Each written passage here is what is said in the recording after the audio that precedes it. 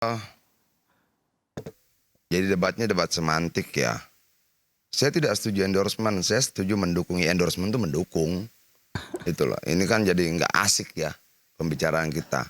Coba mencari celah bersembunyi di balik semantik-semantik tadi. Ya, apa yang mau kita bahas? Kalau kemudian situasi hari ini dibilang Pilkada DKI ini memang beda, ya memang beda. Yang dipilih KTP-nya Jawa Barat, yang mengendorse KTP-nya Solo. Itu loh. Iya kan, Ridwan Kamil dan wakilnya kan KTP-nya Jawa Barat, yang mengendorse kan KTP-nya Jawa Tengah untuk memerintah di Jakarta gitu loh. Ya ini juga harusnya berikutnya menjadi evaluasi kita ke depan ya, untuk pemerintah daerah, gubernur dan sebagainya harus ada aturan lebih ketat. Ya itu satu problem. Nah kalau dibilang Jokowi boleh nggak mengendorse, ya boleh. Kenapa tidak boleh? Boleh-boleh saja. Problemnya kan adalah bahwa siapa sih yang membuat harga lu? Bukan orang lain, diri lu sendiri yang buat harga lu. Artinya Jokowi sedang memberikan harga buat dirinya. Harga buat dirinya seperti apa sebagai mantan presiden? Ya, penerima endorse. Ada kalau di sosmed bilang just tip, jasa titip. Saya titip ini ya, saya titip ini. Aduh ampun, sebagai warga negara kayaknya gimana ya punya mantan presiden seperti ini gitu loh.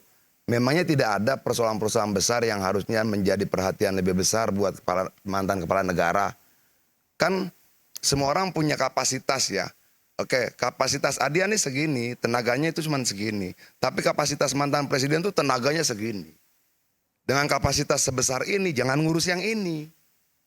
Itu loh. Urus persoalan lain, kemanusiaan, kekerasan, pelanggaran HAM dan sebagainya.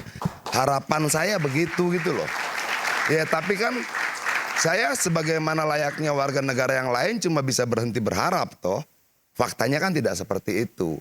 Faktanya adalah tenaga seorang mantan presiden dan jaringan luar biasa nasional maupun internasional ternyata dipakai hanya untuk beberapa pilkada, bahkan sampai tingkat kabupaten.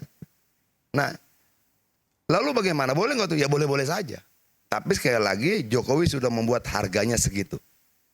Harga dia jadi segitu gitu loh. Harganya tadi sangat mahal, sangat tinggi, sangat keren segala macam. Dia rendahkannya sendiri. Meskipun menurut konstitusi nggak ada yang dilanggar. Nggak ada yang dilanggar. Walaupun kalau konteks Prabowo bisa kita perdebatkan secara konstitusional gitu loh. Tapi tadi kekhawatiran dari Bung Ari Junaidi beralasan nggak kalau Pak Jokowi meskipun sudah bukan presiden tapi masih punya kaki tangan di daerah yang kemudian bisa menggerakkan aparat di bawahnya, misalnya seperti itu. Oh, mungkin saja bisa, tapi apa ya? Begini. Apa bedanya kemudian seorang mantan presiden 2 periode? Kalau kita lihat rekam jejaknya ya, wali kota 2 periode, mantan gubernur DKI, kemudian mantan presiden 2 periode.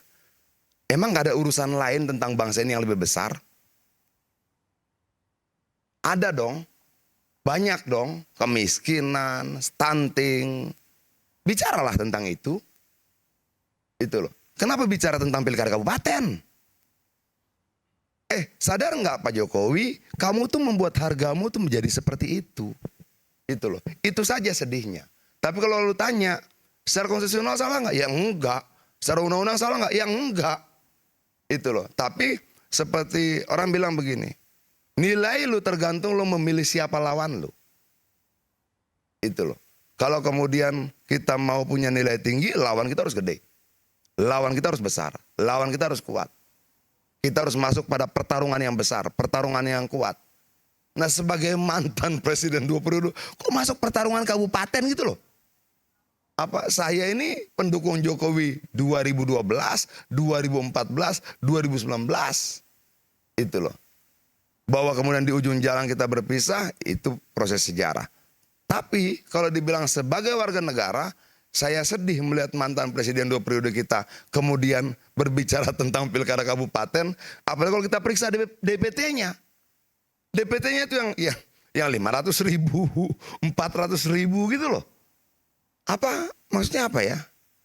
Ayolah kalian yang sudah bergelar tinggi, punya pengalaman menjabat di posisi yang tinggi segala macam.